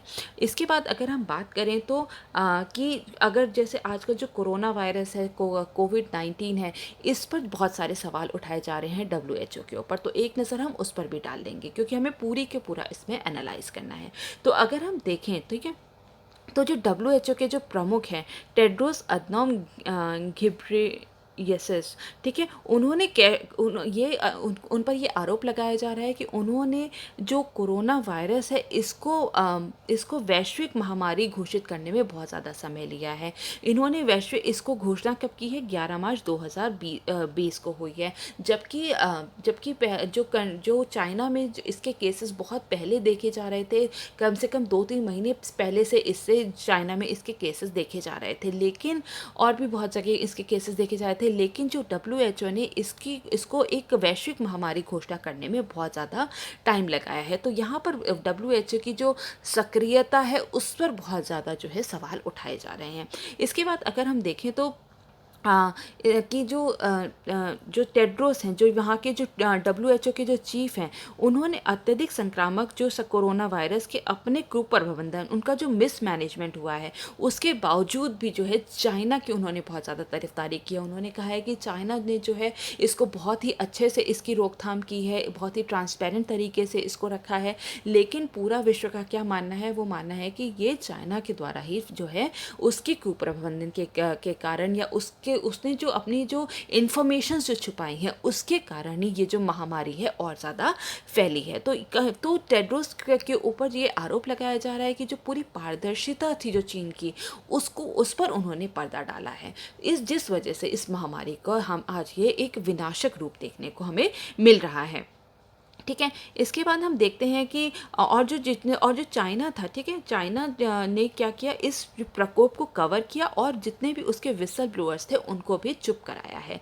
लेकिन टेड्रोस ने फिर भी, जो WHO के जो चीफ हैं, उन्होंने फिर भी चाइना की बहुत ज़्यादा तरफदारी की है, बहुत ज़्यादा उनकी प्रशंसा की है कि उन्होंने इस रोग से लड़ने में बहुत ही अच्छा कदम उठाया है और उनके हर कदम का प्रशंसा की है, ठीक है। इसके बाद हम देखते हैं कि जो टेड्रोस है, उन्होंने आधिकारिक तौर पर जनवरी 2020 में बीजिंग, चीन में प्रकोप के चरम के बीच चीनी प्रेसिडेंट से भी मुलाकात की थी, लेकिन उन्होंने उसके बाद भी यहाँ पे उनको उसके बाद भी उन्होंने यहाँ पे जो रोग फैल रहा था उसके बारे में जितनी भी इंफॉर्मेशंस थी उसको छुपाई थी। वो कितने व्यापक तरीके से फैल रहा है उसकी जितनी भी इंफॉर्मेशंस थी वो छुपाई थी। तो ये बहुत सारे जो हैं WHO के कार्यकारिणी पे बहुत सारे सवाल उठाते हैं। इसके बाद हम देखते हैं कि जो टेड्रोस ने व्यापक रूप से चीन को कोविड-19 की गंभीरता को छुपाने में मदद करने का आरोप भी लगाया गया है, ठीक है। उसके बाद हम देखेंगे कि डब्ल्यूएचओ के चीफ जो हैं उन पर भी बहुत सारे सवाल उठाए जा रहे हैं। जो डब्ल्यूएचओ के चीफ हैं टेड्रोस, उन पर भी बहुत सारे सवाल उठाए जा रहे हैं, क्योंकि ये पहले ऐसे पॉलिटिशियन हैं जिनको डब्ल्यूएचओ का चीफ बनाया गया है। नहीं तो जितने भी अभी तक डब्ल्यूएचओ के चीफ बनाए गए थे वो कहीं ना कहीं मेडिसिनल एरियाज से जो है उन जो जितने भी जो मेडिकल डॉक्टर्स हैं उस क्षेत्र से, जो मेडिसिन क्षेत्र है उससे कोई ना कोई जो संबंधित व्यक्ति रहता था उसको बनाया जाता था अभी तक चीफ। लेकिन ये पहले पॉलिटिशियंस हैं, पहले पॉलिटिशियन है जिनको कि डब्ल्यूएचओ का चीफ बनाया गया है। तो यहाँ पे भी कहीं ना कहीं एक सवाल खड़ा होता है। इसके बाद हम देखेंगे कि इसके बाद हम देखते हैं कि जो जिम्बाब्वे के जो तानाशाह हैं रॉबर्ट मुगाबे, उनको डब्ल्यूएचओ का गुडविल एम्बेसडर बनाया गया है। तो यहाँ पे भी कहीं ना कहीं डब्ल्यूएचओ की कार्यकारिणी पे उनके द्वारा जो लोग चयनित होते हैं ग्लोबल गुडविल एम्बेसडर के लिए, वहाँ पे भी बहुत सारे सवाल उठाए जा रहे हैं। ठीक है, उन पर इल्ज़ाम लगाया जा रहा है या फिर हम कह सकते हैं आरोप लगाया जा रहा है कि इथियोपिया के स्वास्थ्य मंत्री के रूप में उन्होंने 3 अलग अलग हैजा महामारी को कवर करने का भी उन पर आरोप है। और डब्ल्यूएचओ का जो चीफ हैं उनका जो है वो चीन के साथ बहुत ही ज़्यादा घनिष्ठ संबंध है। ठीक है, टेड्रोस अब है कौन, अब हम एक बार उस पर नज़र डाल लेंगे तो हमें और जो स्थिति है वो स्पष्ट हो जाएगी। टेड्रोस जो है वो इथियोपिया के एक राजनेता हैं और जो कि कम्युनिस्ट पार्टी से रिलेटेड हैं। और जो चीन है वो इथियोपिया का सबसे बड़ा व्यापारिक साझेदार है। हम या कह सकते हैं ट्रेडिंग पार्टनर। जो इथियोपिया का सबसे बड़ा कौन है, वो है चाइना। तो कहीं ना कहीं हम पूरा अगर हम सिनेरियो देखें तो इथियोपिया के अगर कोई राजनेता हैं और उन्होंने चाइना को अगर बचाया है, क्योंकि चाइना उनका सबसे बड़ा ट्रेडिंग पार्टनर है, तो कहीं ना कहीं जो पूरा सिनेरियो है वो बहुत ज़्यादा क्लियर होता है। इसके बाद अगर हम देखें तो डब्ल्यूएचओ प्रमुख ने 20 मार्च 2020 को कोरोना वायरस से निपटने के लिए बीजिंग की सराहना की, जबकि दुनिया ने वायरस फैलाने के लिए चीन को ही दोषी ठहराया है। और हाल ही में हमने देखा है कि जो अमेरिका है, ठीक है, अमेरिका ने भी उसकी फंडिंग को रोकने का फैसला लिया है, क्योंकि उसका भी मानना है कि जो डब्ल्यूएचओ की तरफ से बहुत ज़्यादा चूक हुई है इसको रोकथाम करने में, इस रोग के ऊपर निगरानी रखने में। तो कहीं ना कहीं हम देखते हैं कि बहुत ही डब्ल्यूएचओ का कहीं ना कहीं रोल है, जिससे कि ये जो कोविड-19 है जो आज इस तरीके से फैल रहा है। यहाँ तक कि वर्ष 2014 में भी इबोला महामारी को ख़त्म करने में भी डब्ल्यूएचओ के ऊपर बहुत सारे सवाल उठाए गए थे। उन पर आरोप था कि उन्होंने इस रोग को ख़त्म करने के लिए भी अपर्याप्त प्रदर्शन किया है। तो इसलिए हम देखते हैं कि कहीं ना कहीं हम इबोला के केस में, कोविड-19 के केस में हम देखते हैं कि डब्ल्यूएचओ जो है वो उस पर बहुत ज़्यादा सवाल उठाए जा रहे हैं कि यहाँ पे हम देखते हैं कि डब्ल्यूएचओ की तरफ से बहुत ज़्यादा चूक हुई है कि जिस कारण से इबोला का या फिर हम कह सकते हैं कोविड-19 का जो हमें व्यापक रूप या भयानक रूप देखने को मिला है। और जो कोविड-19 तो जो है वो उसे वैश्विक महामारी घोषित कर दिया गया है। लेकिन तो अगर हम वे फॉरवर्ड में बात करें तो जो डब्ल्यूएचओ ने बहुत सारे काम भी किए हैं, जैसे कि हमने पीछे देखा पोलियो के क्षेत्र में, मलेरिया के क्षेत्र में, एचआईवी के क्षेत्र में, टीबी के क्षेत्र में, ऐसे बहुत सारे क्षेत्र में काम किया है जो कि बहुत ही ज़्यादा सराहनीय भी है। और डब्ल्यूएचओ जो है वो हर 2 साल पर जेनेरिक मेडिसिन की जो है एक सूची को रिवाइज करता है, ताकि जितने भी जो कंट्रीज़ हैं, छोटी छोटी कंट्रीज़ हैं, उनको भी वहाँ पे जो है जितने भी रोग हैं उनसे लड़ने के लिए पर्याप्त जो है मेडिसिन जो है वो उपलब्ध हो सकें। इसके साथ साथ तंबाकू नियंत्रण के क्षेत्र में भी बहुत ज़्यादा काम किया है, जो कि जैसे कि हम देखते हैं कि जो सिगरेट की पैकिंग है या फिर जो गुटखा की पैकिंग होती है, टोबैको की जो पैकिंग होती है, उस पर क्या है 85% ऑफ जो भी पैकिंग होता है उस पर जो पिक्टोरियल वार्निंग दी जाती है, जो कि ताकि जिससे कि लोग जो हैं वो हतोत्साहित हों ऐसे प्रोडक्ट्स को ख़रीदने के लिए, क्योंकि इनसे बहुत सारी बीमारियां होती हैं, कैंसर की बीमारी होती है। तो इन सब लोगों को हतोत्साहित करने के लिए जो कदम उठाए गए हैं वो डब्ल्यूएचओ द्वारा ही उठाए गए हैं। ठीक है, सिगरेट पैक इनके विज्ञापन पर भी रोक है। तो और ग्राफिक चेतावनी है, पिक्टोरियल वार्निंग है, इस पर भी काम किसने किया है, डब्ल्यूएचओ ने किया है। इसके बाद हम देखते हैं जो डिसेबिलिटी अवेयरनेस के क्षेत्र में भी बहुत ज़्यादा काम किया है।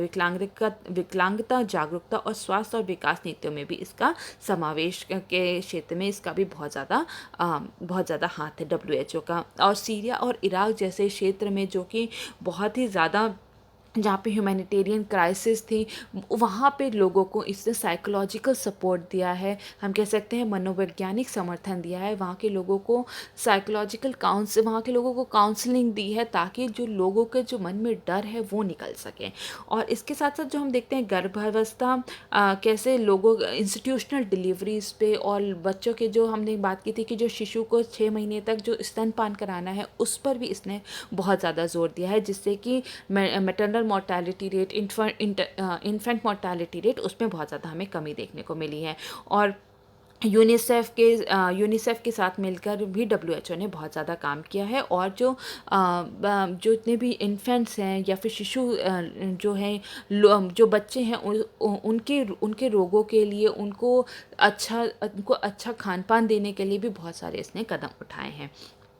और जो WHO है, ठीक है, इसने हेल्दी एजिंग पे भी बहुत ध्यान दिया है कि जो लोग जो ओल्ड एज लोग हैं, उनको हेल्दी कैसे रखा जा सके, उनके हेल्थ के लिए भी बहुत ज़्यादा काम किया है। और ये देखा गया है कि 1950 से, ठीक है, वर्ष 2019 से लेके अब तक जो है, जो लाइफ एक्सपेक्टेंसी रेट है वो 25 साल उसमें जो है उसका इंक्रीज़ हमने देखने को मिला है। इसके बाद जो है सेफ ड्रिंकिंग वाटर के क्षेत्र में काम किया है, उस पर बहुत ज़्यादा जोर दिया है। और जल जनित बीमारियां जो हैं, वाटर बॉर्न डिसीजेज़ हैं, उनके प्रति लोगों को बहुत ज़्यादा जागरूक किया है। इसके साथ साथ हम देखते हैं कि यूनिवर्सल हेल्थ कवरेज पर भी बहुत ज़्यादा ध्यान दिया है, ताकि जितने भी फाइनेंसेस हैं, ठीक है, या फिर हम कह सकते हैं जो पैसा है, वो लोगों के अच्छे स्वास्थ्य के बीच आड़े ना आ सके। तो इस पर भी उसने बहुत काम किया है। और जो सस्टेनेबल डेवलपमेंट गोल है, ये उसका जो यूनिवर्सल हेल्थ कवरेज है, ये उसका हिस्सा है, ताकि और लोगों को मुफ्त में या फिर कम रेट पे दवाइयाँ उपलब्ध कराई जाएं, ताकि हेल्थ इनिक्विटी को रोका जा सके। और साथ साथ जितने भी शरणार्थी हैं या फिर प्रवासी हैं, उनकी ज़रूरतों को पूरा किया जा सके। तो ये हमने पूरा WHO की बात की कि उसने कहाँ पे बहुत अच्छा काम किया है, कहाँ पे उसके लूप होल्स रहे हैं, कहाँ पे उसकी चूक रही है। और फिर हम वे फॉरवर्ड में इसको एक पॉजिटिव एंड से काम ख़त्म करेंगे, क्योंकि इसने बहुत सारे काम किए हैं। लेकिन इसमें चैलेंजेस क्या हैं WHO में चैलेंजेस सबसे ज़्यादा आती है फंडिंग की, ठीक है। तो अगर हम देखें तो फंडिंग कहाँ से आती है, जो सारे देश WHO को फंड्स देते हैं, और साथ साथ कुछ जो NGOs हैं, जैसे कि गेट्स फाउंडेशन है, यहाँ से इनको बहुत ज़्यादा फंडिंग आती है। अकेला जो अमेरिका है, वो करीब 14 से 15% जो है WHO को फंड करता है। लेकिन अगर ऐसी स्थिति में अगर अमेरिका जो है WHO की फंडिंग रोक देता है, तो जाहिर सी बात है जो अगर कोविड-19 को, कोरोना वायरस को रोकथाम के लिए जो WHO को पैसा चाहिए, वहाँ पे बहुत ज़्यादा चुनौती हमें देखने को मिलेगी WHO में, ठीक है। तो ये हमने पूरा WHO की कार्यकारिणी को डिस्कस कर लिया कि उसका क्या रोल रहा है सार्वजनिक स्वास्थ्य के लिए, ठीक है। इसके बाद हम पेपर 3 से क्वेश्चन डिस्कस करेंगे, जो कि है what do you understand by sustainable agriculture and why is it important for India. मतलब कि सस्टेनेबल एग्रीकल्चर या फिर सतत कृषि से आप क्या समझते हैं, और ये भारत के लिए क्यों महत्वपूर्ण है। अब हम इस पर बात करेंगे। हमारा अगला क्वेश्चन है पेपर नंबर 3 से, और क्वेश्चन है what do you understand by sustainable agriculture and why is it important for India. मतलब कि सस्टेनेबल एग्रीकल्चर या सतत कृषि से आप क्या समझते हैं, और ये भारत के लिए क्यों महत्वपूर्ण है। तो इसमें हम सबसे पहले कुछ आंकड़ों पर नज़र डालेंगे। तो हम पहले देखेंगे कि जो FAO है, फूड एंड एग्रीकल्चर ऑर्गेनाइजेशन, उसने बताया है कि इंडिया में करीब 190 मिलियन लोग रोज़ जो है वो भूखे सोते हैं, ठीक है। तो इतने 190 million people go hungry every day. और इसी के साथ साथ हम ये भी देखते हैं कि 15% मैल नरिश्ड लोग जो हैं वो इंडिया में ही हैं। तो हम देखते हैं कि इंडिया में जो है फूड सिक्योरिटी पे बहुत बड़ा खतरा मंडरा रहा है। यहाँ के लोगों के पास खाने के लिए खाद्य सामग्री नहीं है। तो इन सब समस्याओं से जूझने के लिए हमें एग्रीकल्चर सेक्टर को बहुत ज़्यादा स्ट्रॉन्ग करने की ज़रूरत है। इसके साथ साथ हम देखते हैं कि जो इंडिया का जो एग्रीकल्चर सेक्टर सेक्टर है, यहाँ की जो पैदावार है, जो प्रोडक्टिविटी है वो भी बहुत लो है। ठीक है, यहाँ पे जो प्रोडक्टिविटी है वो बहुत लो है। जैसे कि हम देखते हैं कि जो अगर राइस है, जो कि इंडिया का एक प्रिंसिपल क्रॉप है, यहाँ पे इसकी जो प्रोडक्टिविटी है वो कितनी है, वो 2177 केजी पर हेक्टेयर है। ठीक है, और यही अगर हम चाइना की बात करें तो उस वो है 4263 केजी पर हेक्टेयर। तो हम देख सकते हैं कि यहाँ पे कितना बड़ा डिफरेंस है। इसी के साथ साथ अगर हम ब्राज़ील की बात करें तो ब्राज़ील में भी जो पैदावार है, प्रोडक्टिविटी है, वो जो 3265 केजी पर हेक्टेयर है। तो हम देखते हैं कि इंडिया में जो प्रोडक्टिविटी जो है वो बहुत ही ज़्यादा लो है। और इंडिया में हम देखते हैं कि जो जितना भी जो भी एग्रीकल्चर सेक्टर है वो किस पे डिपेंडेंट है, वो मॉनसून पे डिपेंडेंट है। और अगर मॉनसून में कहीं पे भी ऊपर नीचे हुआ तो इंडिया का जो पूरा जो एग्रीकल्चर सेक्टर है वो बहुत ज़्यादा इफेक्ट होता है। इंडिया में आज भी 63% ऑफ एग्रीकल्चरल लैंड जो है वो मॉनसून पर डिपेंडेंट है। तो हम देखते हैं कि इंडिया में जो एग्रीकल्चर सेक्टर है वो हम उसे कहते हैं रेन फेड। ठीक है, कि वो रेन पे बहुत ज़्यादा डिपेंडेंट है, मॉनसून पर बहुत ज़्यादा डिपेंडेंट है। तो जो सस्टेनेबल एग्रीकल्चर है, सस्टेनेबल एग्रीकल्चर की अगर हम बात करें तो उसका क्या उद्देश्य है, उसका उद्देश्य है कि जितने भी रिसोर्सेज हैं उनको कम यूज़ करना, ताकि हम और उनको कम यूज़ रिसोर्सेज को कम यूज़ करके अपनी प्रोडक्टिविटी को बढ़ाना। तो रिसोर्सेज किस किस सेंस में हम बात करेंगे कि लेसर लैंड, ठीक है, कि लेसर लैंड, कि कम लैंड पे, कम जगह पे हम ज़्यादा से ज़्यादा क्रॉप्स को उगा सकें या फिर हम उनकी प्रोडक्टिविटी को इंक्रीज़ कर सकें। पहला तो ये है। दूसरा है वाटर। ठीक है, जैसा कि हमने बात की कि वाटर की जो इंडिया में जो एग्रीकल्चर सेक्टर है वो रेन फेड है या फिर मानसून डिपेंडेंट है। तो और कई सारे ऐसे एरियाज़ हैं जहाँ पर कि बारिश ही नहीं होती, वहाँ पर जो है वहाँ पे एग्रीकल्चर सेक्टर जो है या वो बहुत ज़्यादा इफ़ेक्ट होती है। तो ज़रूरी है हमें कि हम वाटर का जो है वो सही से इस्तेमाल करें, एफिशिएंटली इस्तेमाल करें। तो वाटर या फिर इरिगेशन पर भी बहुत ज़्यादा ध्यान देता है, एनर्जी कंजर्वेशन पे बहुत ज़्यादा ध्यान देता है सस्टेनेबल एग्रीकल्चर, और यहाँ तक कि जो फार्मर्स हैं उनकी प्रॉफिटेबिलिटी पर भी बहुत ज़्यादा ध्यान देता है। तो अब हम बात करेंगे कि आखिर में सस्टेनेबल एग्रीकल्चर होता क्या है। ठीक है, सस्टेनेबल एग्रीकल्चर की अगर हम बात करें तो वो होता है कि हम आज की जितनी भी फूड की ज़रूरत है हमारी, या फिर वस्त्र की ज़रूरत है, खाद्य सामग्री की ज़रूरत है, उसको पूरा तो करना है, लेकिन साथ ही साथ ये भी देखना है कि जो हमारी प्रेजेंट जनरेशन है या फिर जो आने वाली जो पीढ़ी है, ठीक है, उनके लिए जो रिसोर्सेज हैं उसमें कहीं पे भी कॉम्प्रोमाइज़ नहीं करना है। उनके लिए भी उतनी ही नेचुरल रिसोर्सेज, उनके लिए उतने ही फेवरेबल कंडीशंस उनके लिए छोड़ के जाना है हमें, ताकि उनकी भी किसी भी नीड्स को कहीं पे भी कॉम्प्रोमाइज़ ना करना पड़े। तो अगर हम इंडिया के एग्रीकल्चर सेक्टर की बात करते हैं तो इंडिया के एग्रीकल्चर सेक्टर में करीब 50% जो है लोग काम करते हैं, और इसका कंट्रीब्यूशन जीडीपी में जो है वो है 18% का। तो हम देखते हैं कि एग्रीकल्चर सेक्टर इंडिया में बहुत ज़्यादा इंपॉर्टेंट है, और इसीलिए जो सस्टेनेबल एग्रीकल्चर पे बहुत ज़्यादा ध्यान दिया जा रहा है, ताकि लोगों को ताकि जितनी भी इंडिया की जो लार्ज पॉपुलेशन है उसको हम लोग खाना पहुंचा सके, ऐसा ना हो कि कोई भी व्यक्ति जो है उसे भूखा सोना पड़े। तो ज़रूरी है कि हम सस्टेनेबल एग्रीकल्चर पर बहुत ज़्यादा जोर दें। तो इसके बाद हम देखेंगे कि जो सस्टेनेबल एग्रीकल्चर है, इसका एम क्या है, इसका उद्देश्य क्या है, कि लोगों को फूड पहुंचाना या फिर ऐसे फूड को उगाना जो कि हेल्दी हो और नेचुरल हो, प्राकृतिक और स्वस्थ भोजन का उत्पादन करना जिसकी यील्ड बहुत हाई है, प्रोडक्टिविटी हाई हो, ताकि सभी लोगों को खाना दिया जा सके जो कि प्लानेट के लिए या फिर पर्यावरण के लिए हानिकारक ना हो, ताकि हमारी आने वाली जो पीढ़ी है उसके लिए भी बहुत सारी नेचुरल रिसोर्सेज या फिर हम रिसोर्सेज जो है उसको छोड़ के जाएं, ताकि उनकी नीड्स को कहीं ना कहीं पे भी कॉम्प्रोमाइज़ ना करना पड़े। और जितने भी हम लोग जब भी हम कोई क्रॉप उगाते हैं तो बहुत सारे कीटनाशक, केमिकल्स, फर्टिलाइजर्स का यूज़ करना पड़ता है। तो जो केमिकल्स यूज़ करते हैं, पेस्टिसाइड्स यूज़ करते हैं, वीडीसाइड्स यूज़ करते हैं, मतलब कि कीटनाशक हैं या फिर खरपतवार हैं, हम इनके यूज़ को कम कर सकें, ताकि जो भी सॉइल हमारा जो डिग्रेड हो रहा है वो ना हो। जैसे कि हमने ग्रीन रिवॉल्यूशन कल्टिवेशन के बाद देखा था कि बहुत सारे खाद की ज़रूरत पड़ती थी। तो उससे जो है वहाँ की पे जो पंजाब हरियाणा के क्षेत्र में जो है वहाँ पर हम देखते हैं कि जो सॉइल का जो हेल्थ है वो बहुत ख़राब हुई है। तो हम इसको कम से कम यूज़ कैसे करके जो है अपने जो क्रॉप्स है उनको हेल्दी बना सकते हैं, ताकि वो लोगों को भी हेल्दी बना सकें। इसके और अदर गोल्स क्या हैं, जो कि हम बात कर चुके हैं, जैसे कि लेस यूज़ ऑफ वाटर, पानी का कम उपयोग, जितने भी रसायन या उर्वरक हैं उनके उपयोग को कम करना, और साथ साथ विविधता को बढ़ावा देना, मतलब कि बायोडाइवर्सिटी को प्रमोट करना। तो ये कुछ सस्टेनेबल एग्रीकल्चर के कुछ गोल्स हैं। इसके बाद अगर हम कुछ थोड़े और आंकड़ों पर बात करें, या फिर हम पहले बात करते हैं कि इसमें कौन कौन सी टेक्निक्स इन्वॉल्व है। तो इसमें है जल प्रबंधन, बीज प्रबंधन और मृदा संरक्षण, मतलब कि water management, seed management and soil conservation. तो अगर हम बात करें वाटर मैनेजमेंट की, जैसे कि हमने बात की थी कि रेन फेड एग्रीकल्चर है और यहाँ पे इरिगेशन की इतनी ज़्यादा फैसिलिटी नहीं है, तो ज़रूरी है कि जो हम पानी का जो यूज़ कर रहे हैं वो बहुत ही एफिशिएंटली यूज़ करें। जैसा कि हम देखते हैं कि जो इंडिया में जो 80% सरफेस वाटर है वो किस लिए यूज़ होता है, वो एग्रीकल्चर के लिए यूज़ होता है। इसके साथ साथ हम देखते हैं कि इंडिया में बहुत सारे ऐसे क्रॉप्स हैं जो कि बहुत ज़्यादा पानी उनको चाहिए होता है, जिसको हम कहते हैं वाटर हंगरी।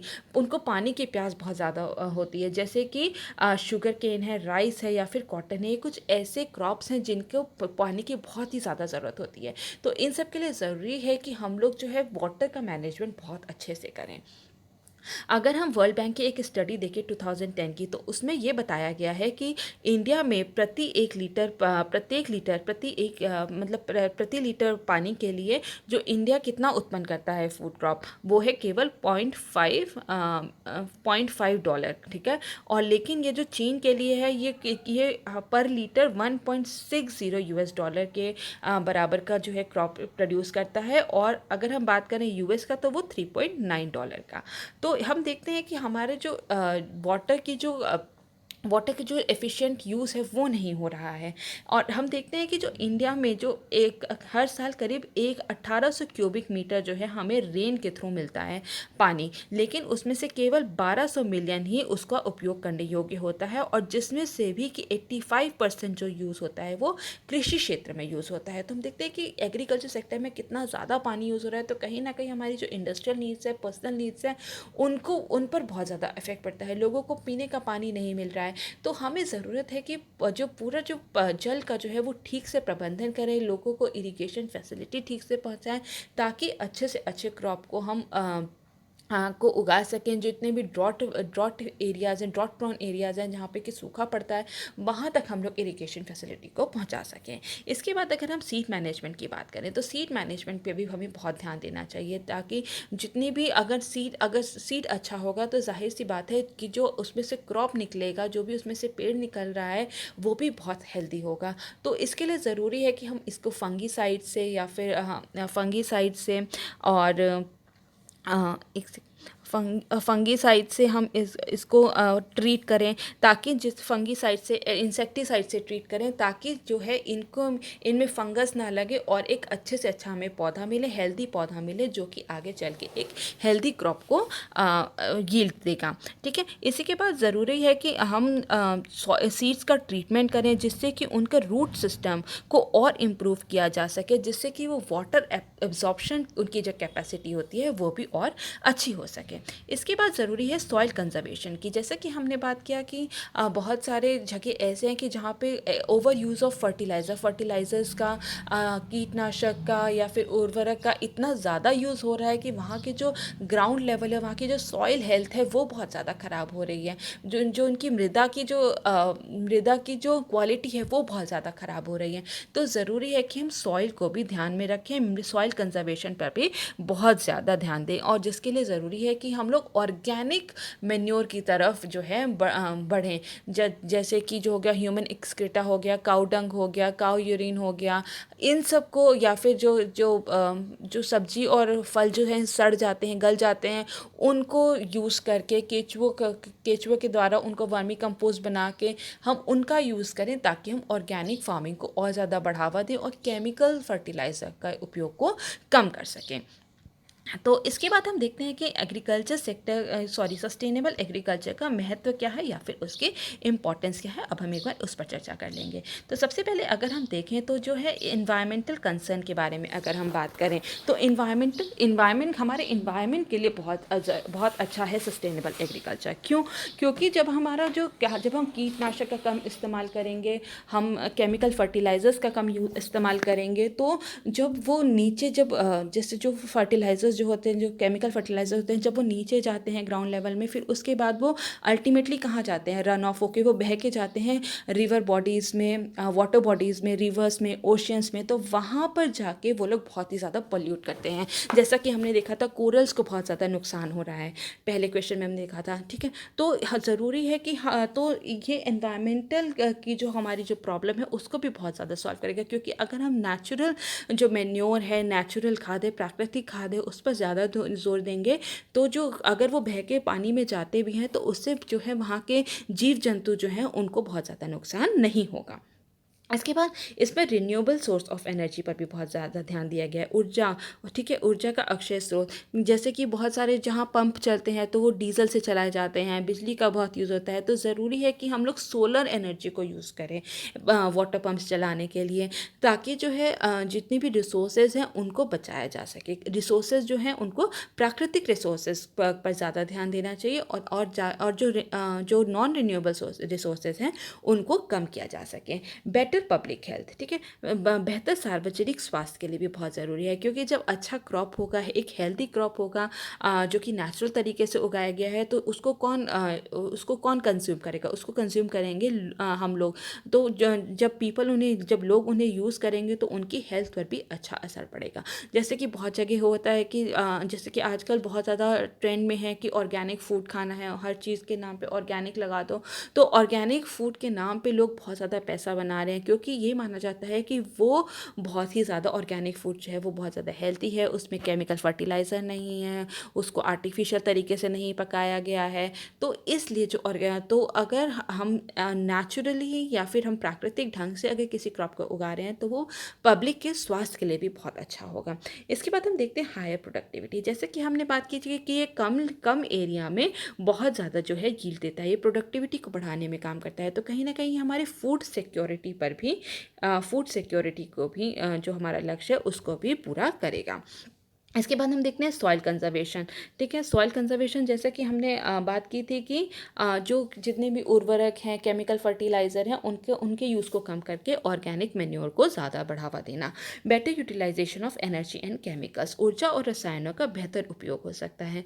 जब जितनी भी जो केमिकल्स हैं जो कि एग्रीकल्चर सेक्टर में यूज़ हो रहा है, या फिर जो जितनी भी एनर्जी है, डीजल यूज़ हो रहा है, या फिर हम कह सकते हैं कि जो बिजली यूज़ हो रही है, अगर उसको हम यहाँ पे कंजर्व करके हम लोग उसको और ज़्यादा प्रोडक्टिव यूज़ उसका कर सकते हैं, जैसे कि इंडस्ट्रियल यूज़ में, जो कि मैन्युफैक्चरिंग सेक्टर को हमारे बढ़ावा देने में काफ़ी मदद करेगा।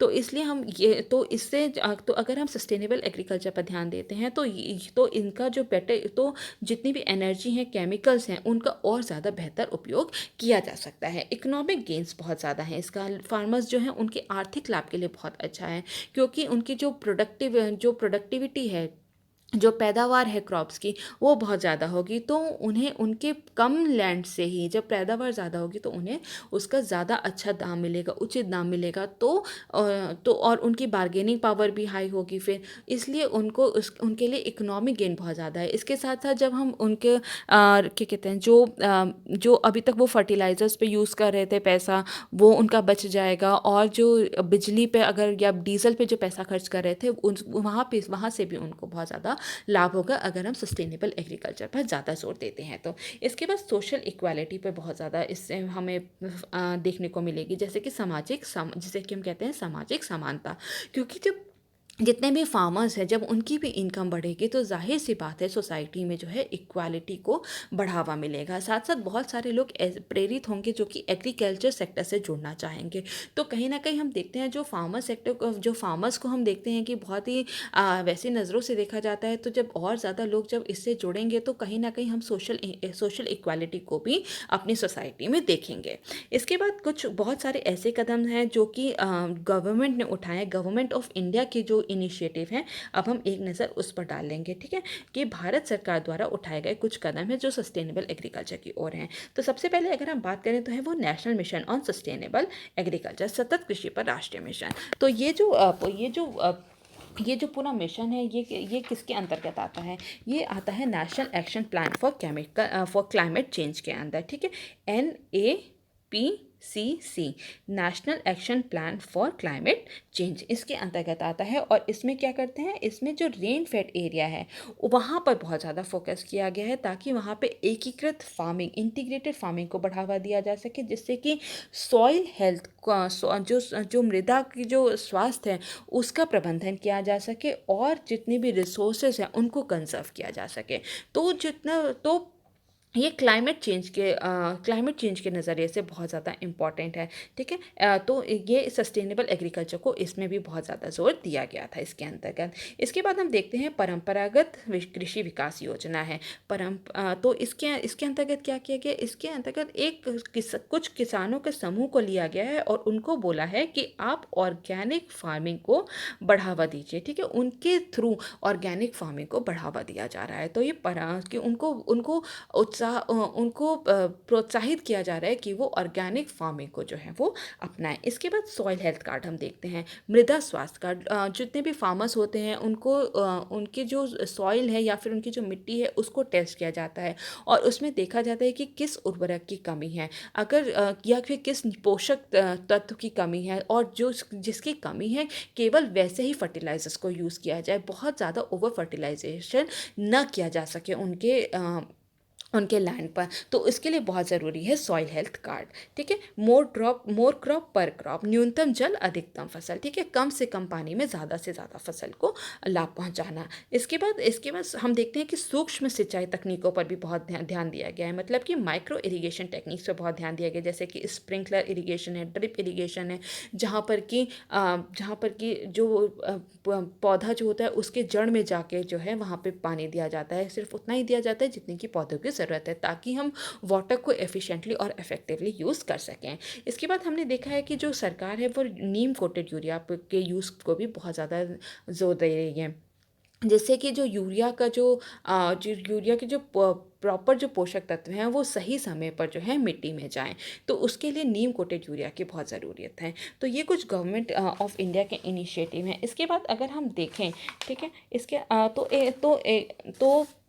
हम पीछे देखते हैं कुछ गवर्नमेंट ऑफ इंडिया ने ज़ीरो बजटिंग नेचुरल फार्मिंग पर भी बहुत ज़्यादा जोर दिया है, ठीक है, ज़ीरो बजटिंग नेचुरल फार्मिंग पर बहुत ज़्यादा जोर दिया है। तो इसके अंतर्गत आता है कि जितने भी सॉइल है उसमें माइक्रोबियल एक्टिविटी को और ज़्यादा बढ़ावा देना, ठीक है, माइक्रोबियल एक्टिविटी को और ज़्यादा बढ़ावा देना। इसके साथ हम बीज के जो ट्रीटमेंट है फंगीसाइड से, इंसेक्टिसाइड से, उससे जो है बीज का ट्रीटमेंट करना। इसके साथ साथ मल्चिंग पर बहुत ज़्यादा ध्यान दिया गया है, मल्चिंग, ठीक है, मल्चिंग जिसमें कि मल्चिंग को कहते हैं घास पात से ढकना, और जितना भी जो लैंड होता है उसको ढक दिया जाता है, और जिससे कि जो सॉइल की जो मॉइस्चर है, जो कि उसकी जो नमी है उसको कंजर्व किया जा सके। इसके साथ साथ हम देखते हैं कि जो ओवर इरिगेशन को कम करना, या फिर हम कह सकते हैं कि जो जितना भी इरिगेशन पे जो हमारी डिपेंडेंस है उनको कम करना। तो ज़ीरो बजटिंग नेचुरल फार्मिंग होती है जहाँ पर कि जितने भी फार्मर्स हैं उनका कोई भी खर्चा ना होना क्रॉप उगाने में या फिर उसके हार्वेस्ट के टाइम पे, उसकी कटाई के समय पर। इसमें ज़रूरी है कि जितने भी कीटनाशक या जो हम केमिकल फर्टिलाइजर्स यूज़ करते हैं उसके उपयोग को कम करना, और जो नेचुरल फर्टिलाइजर्स हैं उनको उपयोग को और ज़्यादा बढ़ावा देना। तो ये हमने पूरी बात कर ली है सस्टेनेबल एग्रीकल्चर की। अब हमारा नेक्स्ट क्वेश्चन पेपर नंबर 4 से है, और क्वेश्चन है distinguish between code of ethics and code of conduct with suitable examples.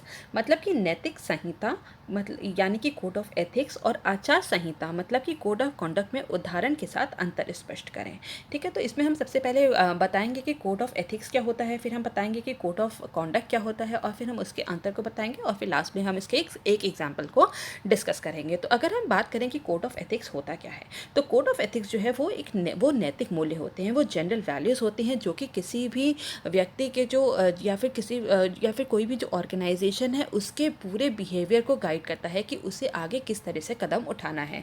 और ये वहाँ के जितने भी डिसीजन मेकिंग प्रोसेस होते हैं या निर्णय लेने में वहाँ की उस ऑर्गेनाइजेशन को किसी भी इशू पर निर्णय लेने में उसको मदद करते हैं। तो जैसे कि फॉर एग्जांपल अगर हम बात करें कि तो पब्लिक सर्विस बिल की अगर हम बात, ठीक है, तो इसका एग्जांपल क्या है, पब्लिक सर्विस बिल 2006। ठीक है, इसमें बहुत सारे जो वैल्यूज़ हैं उनको इंक्लूड किया गया था। तो वो कौन कौन सी वैल्यूज़ थी, जैसे कि प्रियम्बल्स में जितने भी आदर्श दिए गए हैं, इन आइडियल्स हैं, उनको जो भी जितने भी पब्लिक सर्वेंट है उसको फॉलो करेंगे, उसको मानेंगे, और उसका अनुपालन करेंगे, और उसी को ध्यान में रख के अपनी कोई भी कार्रवाई करेंगे।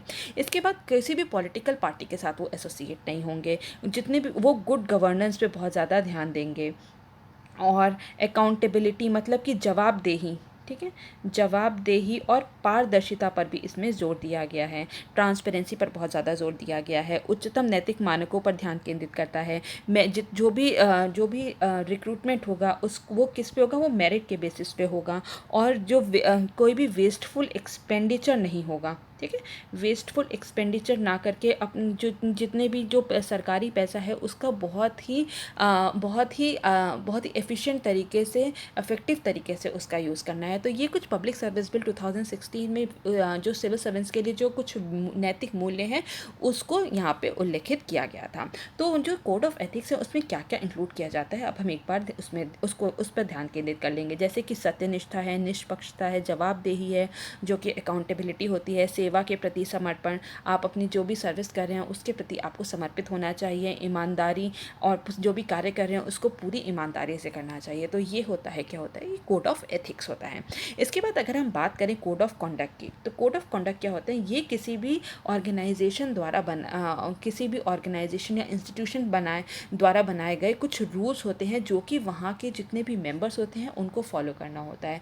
या फिर ये ज़रूरी नहीं है कि पूरे ऑर्गेनाइजेशन के लिए एक ही रूल हो, हर डिपार्टमेंट के लिए भी अलग अलग जो है रूल्स हो सकते हैं। तो ये जहाँ पे जो भी व्यक्ति काम कर रहा है तो उसका आचरण कैसा होना चाहिए, उसका बिहेवियर कैसा होना चाहिए, ये उसको बताता है। तो उसके आचरण, उसके बिहेवियर के लिए कुछ रूल्स बनाए जाते हैं, कुछ नियम निर्धारित किए जाते हैं, और वो उन नियम को क्या कहते हैं, हम लोग को कहते हैं कोड ऑफ कॉन्डक्ट। तो ये जो है कोड ऑफ कॉन्डक्ट जो है वो लोगों को उनके कॉन्फ्लिक्ट ऑफ इंटरेस्ट के स्थिति में वो जो है मदद करता है कोई भी डिसीजन लेने के लिए, कि जब इंसान को लगता है कि कि उनका व्यक्तिगत किसी कार्य में उनकी व्यक्तिगत रुचि बहुत ज़्यादा बढ़ जाती है, तो उनको रूल्स याद दिलाए जाते हैं कि ये रूल्स है और आपको ये इस तरीके से काम करना चाहिए। ठीक है, भ्रष्टाचार को कम करने में मदद करता है कोड ऑफ कॉन्डक्ट, कि लोगों को बताता है कि आपको क्या कार्रवाई किस काम में करनी चाहिए, या फिर किस इशू पर क्या कार्रवाई करनी चाहिए, ताकि उनसे कोई भी कार्रवाई करने में चूक ना हो जाए। और इसी के साथ ये रिश्वतखोरी को भी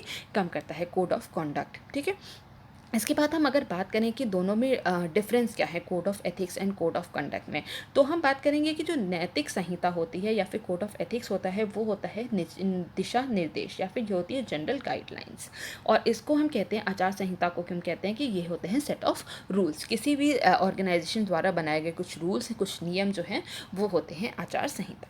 इसके बाद हम बात करेंगे कि ये जो है नैतिक संहिता है, ये होते हैं नैतिक मूल्य और धारणा, कुछ आपके जो वैल्यूज़ होते हैं, बिलीव्स होते हैं, उसको ये डिस्क्राइब करता है कौन, कोड ऑफ एथिक्स। और आचार संहिता जो होती है वो आपको डूज एंड डोंट्स बताते हैं कि क्या किस स्थिति में करना है और क्या चीज़ नहीं करनी है किस स्थिति में, ये उसकी पूरा उसमें ये लिखित में होता है। इसके बाद हम देखते हैं कि ये बहुत ही ब्रॉड नेचर का होता है कोड ऑफ एथिक्स, और क्योंकि जितने भी जो वैल्यूज़ होते हैं वो बहुत ही ज़्यादा ब्रॉड होते हैं, वो आइडियल्स होते हैं, आदर्श होते हैं जो कि हर किसी को फॉलो करना चाहिए। लेकिन जो आचार संहिता होती हैं, ये इनका ये जो है ये नैरो कॉन्सेप्ट होता है। क्यों? क्योंकि जो वैल्यूज़ होते हैं उसी पर बेस्ड कुछ सिद्धांत होते हैं जो कि होते हैं कोड ऑफ कॉन्डक्ट, ठीक है। तो इसलिए ये एक नैरो कॉन्सेप्ट है, और ये जो है ये ब्रॉड कॉन्सेप्ट है, और ये जो है ये नैरो कॉन्सेप्ट है। इसके बाद हम देखते हैं कि ये जो है ये सब्जेक्टिव नेचर में है।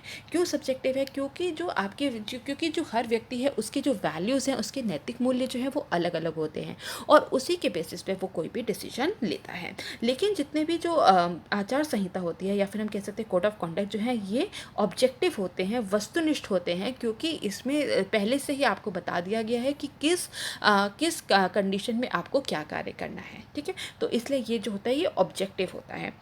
ये कोई फ़र्क नहीं पड़ता कि आप किसी इशू के बारे में क्या सोचते हो, या फिर क्या आपका ओपिनियन क्या है उस बारे में। आपको जो सेट ऑफ गाइडलाइंस दी गई हैं, सेट ऑफ रूल्स दिए गए हैं, आपको उसी का पालन करते हुए किसी भी कार्य को पूरा करना होता है। तो ये बहुत ही ऑब्जेक्टिव होता है। कानूनी रूप से इसको फॉलो करने की कोई बाध्यता नहीं होती कोड ऑफ एथिक्स की, लेकिन ये कानूनी रूप से आपको जो है उस काम को करना है। अगर आप वैसा नहीं करते तो आप पे कानूनी कार्यवाही भी की जा सकती है। और ये निर्णय लेने को प्रभावित करता है, जो कि आपके आइडियल्स क्या हैं, आपकी नैतिक मूल्य क्या है, आपका अल्टीमेट गोल क्या है, ठीक है। उसको देखते हुए, उस पर ध्यान केंद्रित करते हुए आप कोई भी डिसीजन लेते हैं। तो ये तो कहीं ना कहीं जो कोड ऑफ एथिक्स है वो आपके डिसीजन मेकिंग प्रोसेस पर को भी बहुत ज़्यादा इन्फ्लुएंस करता है, उसको बहुत ज़्यादा प्रभावित करता है।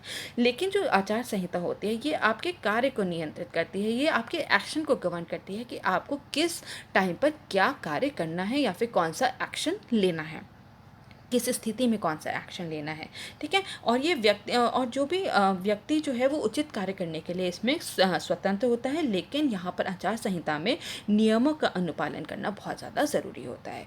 तो अगर हम इसका एग्जाम्पल देखें, ठीक है, तो जो जितने भी पब्लिक सर्विस होती हैं, ठीक है, पब्लिक सर्विस का एक कॉमन जो एम होता है वो क्या होता है?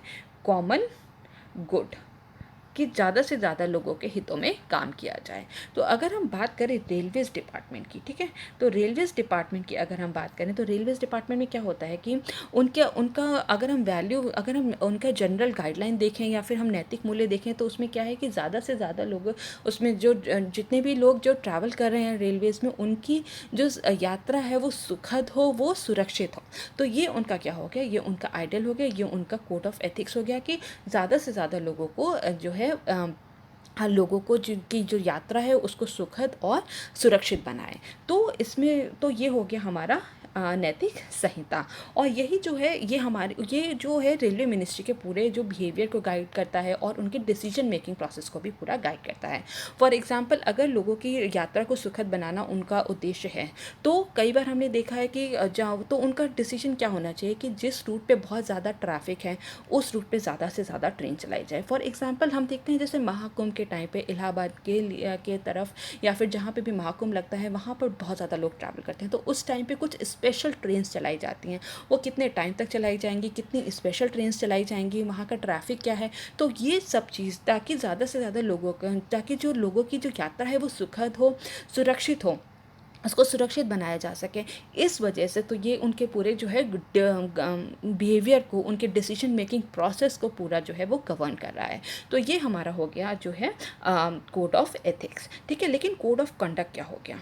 ठीक है, अगर हम कोड ऑफ कंडक्ट की बात करें तो कोड ऑफ कंडक्ट में क्या आएगा कि जितने भी जो मेंबर्स हैं, जो रेलवे के स्टाफ हैं, उनके लिए क्या क्या गाइडलाइंस हैं, कि वो उनके लिए क्या क्या रूल्स हैं कि वो क्या काम करेंगे। फॉर एग्जांपल, अगर हम बात करें कि रेलवे स्टाफ का क्या काम है, कि वहाँ पर जितने भी, अगर हम रेलवे प्लेटफॉर्म पे जाते हैं तो वहाँ पे साफ़ सफाई होनी चाहिए, वहाँ के टॉयलेट्स क्लीन होने चाहिए।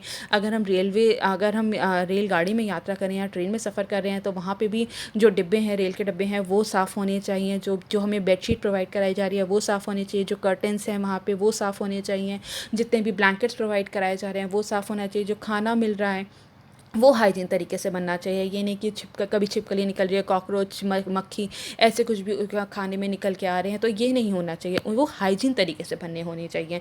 तो ये कुछ वहाँ के कोड ऑफ कंडक्ट है, ठीक है। जैसे कि फॉर एग्जांपल, जो बहुत बार हमने देखा है कि जो टिकट चेकर होता है, वो अगर कोई व्यक्ति ट्रैवल नहीं करा तो वो उसकी रिपोर्ट ना करके वो वाली सीट जो है वो किसी और को बेच देता है।